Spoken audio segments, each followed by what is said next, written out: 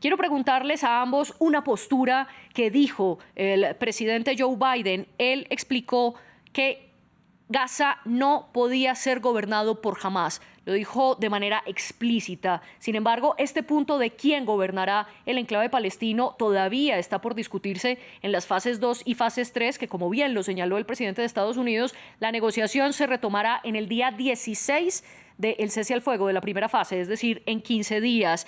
Por su parte, el presidente de Francia, Emmanuel Macron, también habló señalando y refiriéndose a Mahmoud Abbas, el líder de la Autoridad Palestina, y dijo textualmente que es importante restaurar la gobernanza palestina en Gaza. Es decir, para Macron son los palestinos los que deben gobernar el enclave, la Franja de Gaza. Nadia, comienzo con usted. ¿Quién debería gobernar entonces la Franja de Gaza? Y de nuevo reiterarle qué dice el acuerdo al respecto. A ver, antes que nada creo que hay que tener absolutamente presente que Gaza es un territorio palestino ocupado ilegalmente de acuerdo al derecho internacional, ¿no? Israel ocupó Gaza en junio de 1967 y desde la resolución 242 del Consejo de Seguridad de Naciones Unidas se considera un territorio ocupado y en julio del 2024 una opinión consultiva de la Corte Internacional de Justicia ratifica la misma cosa. Dicho esto, el fin de la ocupación tiene que concretarse y Gaza debe ser gobernada por palestinos que, ejerciendo el derecho a la autodeterminación, decidan quién tiene que gobernar Gaza, ¿no? Y quién tiene que gobernar Cisjordania, incluyendo Jerusalén Oriental, que son los territorios palestinos ilegalmente ocupados en derecho internacional. Pero nada de eso puede hacerse mientras la ocupación y la colonización y la limpieza étnica de Palestina estén teniendo lugar de manera continuada por Israel con el apoyo de las potencias occidentales. Jesús, partiendo entonces del hecho de que la Franja de Gaza es un territorio palestino, como bien lo señala Nadia, ¿quién debería gobernar el enclave y qué dice el acuerdo al respecto? Creo que uno de los elementos más importantes a mencionar que antes Nadia señalaba, ahorita mismo la Franja de Gaza, si bien es cierto, está siendo territorio de guerra, bueno, y es parte de la tregua que se negoció en estos primeros 42 días que vamos a tener a partir de hoy. Gaza es un territorio que el ejército israelí desocupó desde el 2005.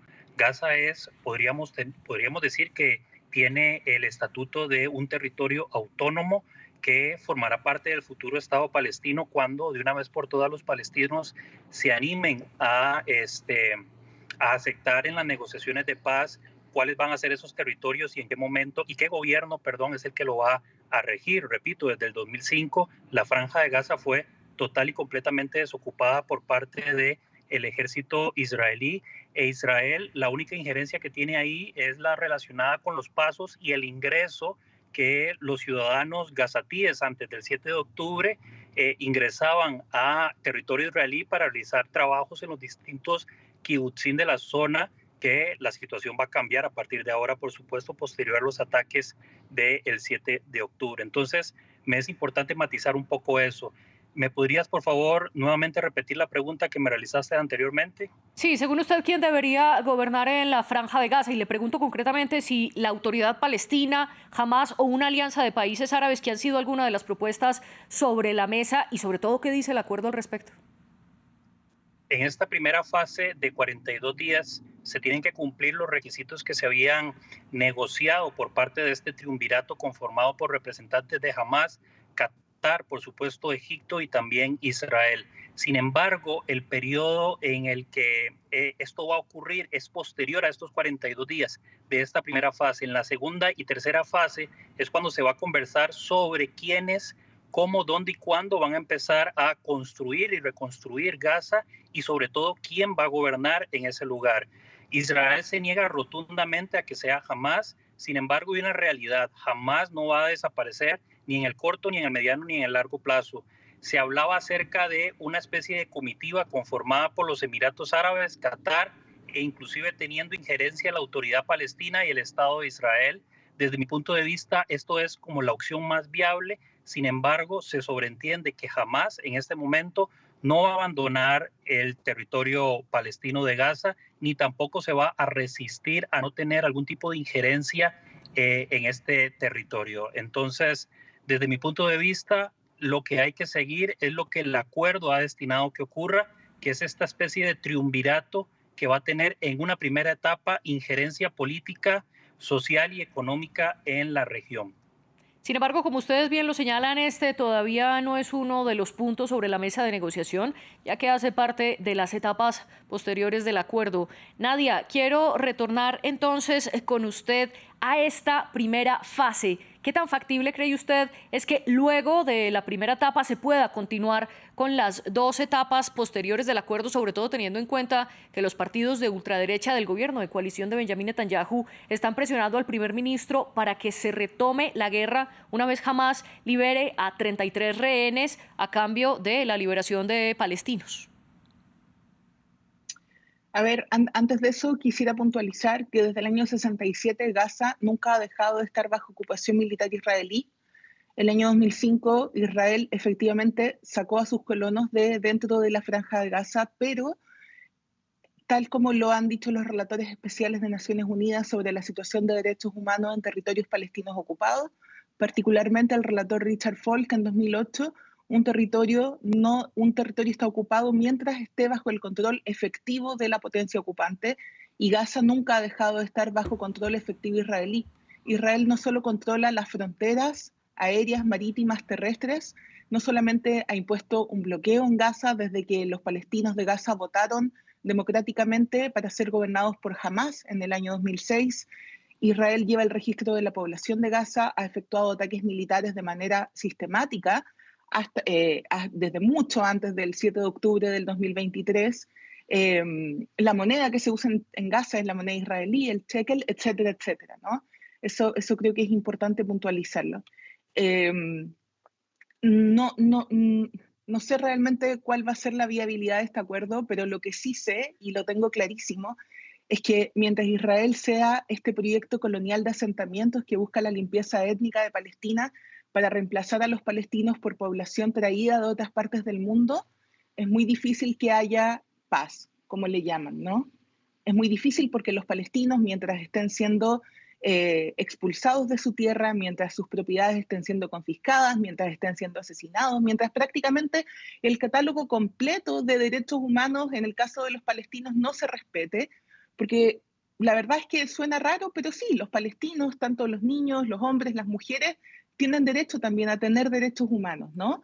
Y el hecho de que haya palestinos que deciden integrar grupos armados por de pronto, como es el caso de Hamás, no es una novedad, es consecuencia de eso, ¿no? Es consecuencia de eso. El 7 de octubre del 2023 no pasó en el vacío. Y en otros países se ha producido exactamente la misma ecuación, ¿no? En Irlanda existió el IRA, en Chile existió el Frente Patriótico Manuel Rodríguez, porque la gente toma las armas para rebelarse contra regímenes opresivos, ¿no? Hay ejemplos históricos que sobran. Entonces, volviendo a la pregunta, no sé realmente cuál va a ser la viabilidad de los acuerdos, pero lo que sí sé es que mientras no haya justicia para los palestinos, para las decenas de miles de palestinos asesinados, que los números no están claros porque muchos de ellos están desaparecidos, están bajo los escombros, etcétera, etcétera, creo que no es viable esta paz de la que habla el presidente Biden, que por cierto es cómplice de genocidio y debería ser también juzgado en la Corte Penal Internacional.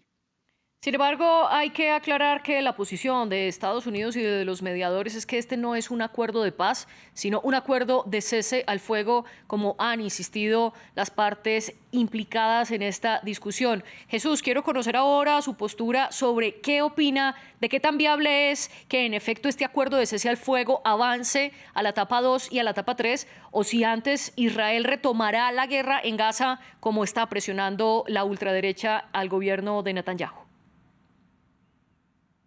Uno de los elementos a tomar en cuenta en este caso para que efectivamente este acuerdo de cese al fuego, que como bien lo sabemos es de carácter temporal y no se va a extender en el tiempo, es vital que la organización terrorista Hamás recurra a su palabra y pueda mantener vigente lo que se firmó hace unos días atrás en Qatar. Es fundamental que esta agrupación terrorista deje de enviar y tirar cohetes y sobre todo, y muy importante, devuelva a los secuestrados. La viabilidad también viene de la parte israelí, que me parece que ha cumplido cabalmente cada uno de los elementos que se le ha solicitado. Tomemos en cuenta que Israel está entregando terroristas que han cometido asesinatos, que han planeado atentados terroristas, que los han cometido en diferentes momentos, en cambio de civiles, niños, mujeres y ancianos que tienen más de 450 días de estar secuestrados por parte de esta organización terrorista. También es muy importante matizar que Hamás no es un grupo revolucionario ni es un grupo que luche por la independencia. Es un grupo que en su carta fundacional ha dicho abiertamente que su razón de existir y su lucha tiene que ver con la desaparición del Estado de Israel y no con los derechos de reivindicación que se firmaron en la Carta de Naciones Unidas cuando se fundó en 1948. Esto es muy importante tenerlo en cuenta porque no es justo y tampoco es válido querer matizar, limpiar o blanquear la imagen de una agrupación terrorista reconocida por las potencias por la Unión Europea, por los Estados Unidos y gran parte del mundo occidental, que abiertamente la equipara con otras organizaciones terroristas como el Estado Islámico, como Al-Qaeda y como el ISIS. Al respecto, quiero añadir un dato a lo que usted menciona y es sobre los palestinos a ser liberados. Como lo habíamos dicho previamente, por ahora son 30 palestinos a cambio de cada una de las rehenes israelíes que han sido liberadas. Previamente, en sus televisores, nuestra audiencia podía ver imágenes que ocurrieron en la Franja de Gaza, en Ciudad de Gaza concretamente, donde Hamás, con hombres encapuchados y armados, estaban en el momento del intercambio de estas secuestradas. Hamás, recordemos que le entregó a estas 3 mujeres israelíes, que además hay una rumana y otra británica dentro de ellas, y se las entregó al Comité Internacional de la Cruz Roja para luego ser llevadas a las fuerzas israelíes.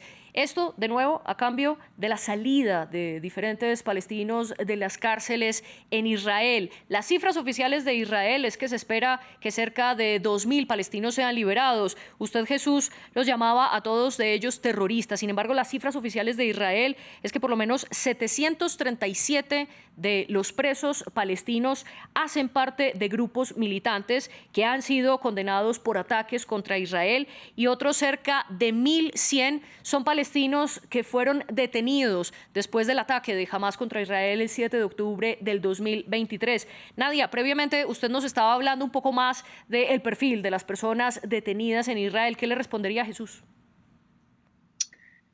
O sea, yo estoy absolutamente en desacuerdo con lo que Jesús ha dicho.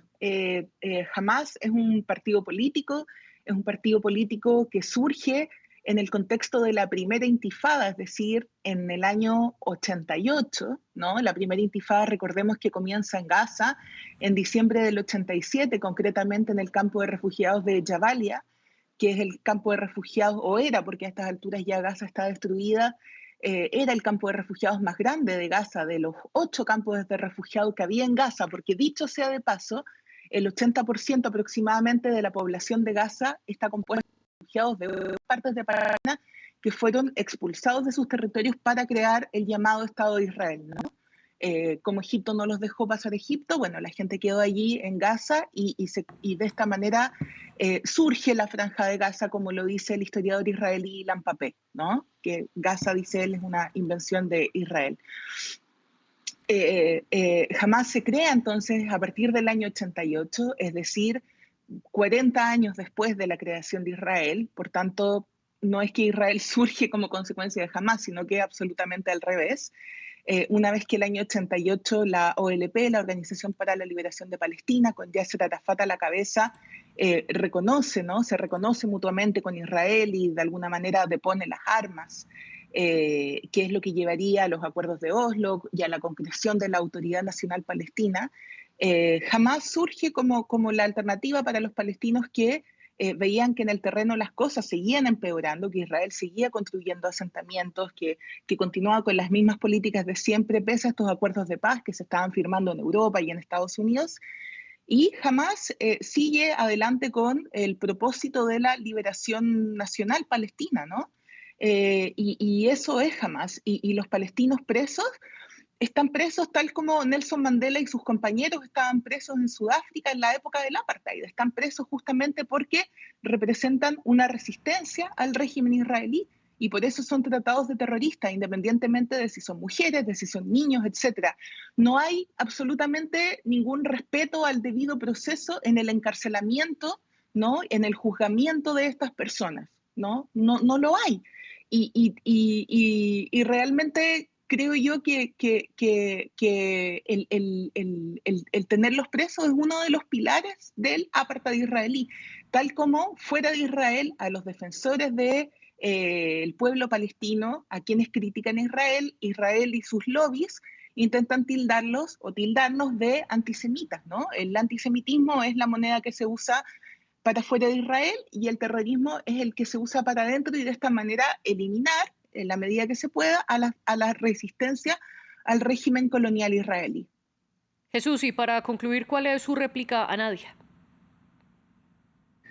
Sí, yo creo que llamar a el Hamas un partido político cuando tienen más de 20 años de no celebrar elecciones dentro de la Franja de Gaza y comparar a Nelson Mandela con Yahya Sinwar, yo creo que pues habla un poco de la argumentación de Nadia, que muy hábilmente elige ejemplos que puedan resonar en el inconsciente colectivo de manera positiva, ¿verdad? Decir que Hamas es un partido político, decir que los presos terroristas palestinos con sus manos embarradas de sangre después de haber asesinado niños, mujeres y ancianos, no solo el 7 de octubre, sino desde que se fundó el Estado de Israel, compararlo con Nelson Mandela, bueno, yo creo que es apelar un poco al sentimiento y a la emoción del público, que por supuesto va a tomar ese relato como se ha venido construyendo desde los últimos 20 años, para blanquear un poco la imagen de una agrupación terrorista que, como repito, en su carta fundacional no tiene la intención de fundar un Estado palestino, sino de destruir el Estado de Israel.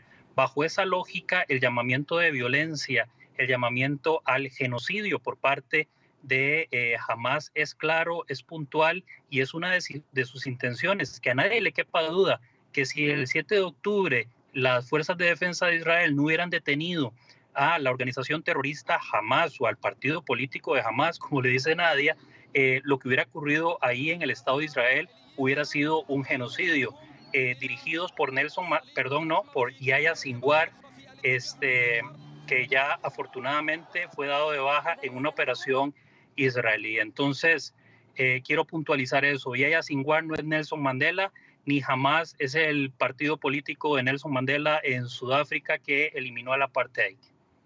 Jesús Aguirre, gracias por acompañarnos a esta hora en France 24. Gracias a ustedes. Nadia Silly Chaín, también le agradezco a usted por estar aquí con nosotros. Muchas gracias por la invitación.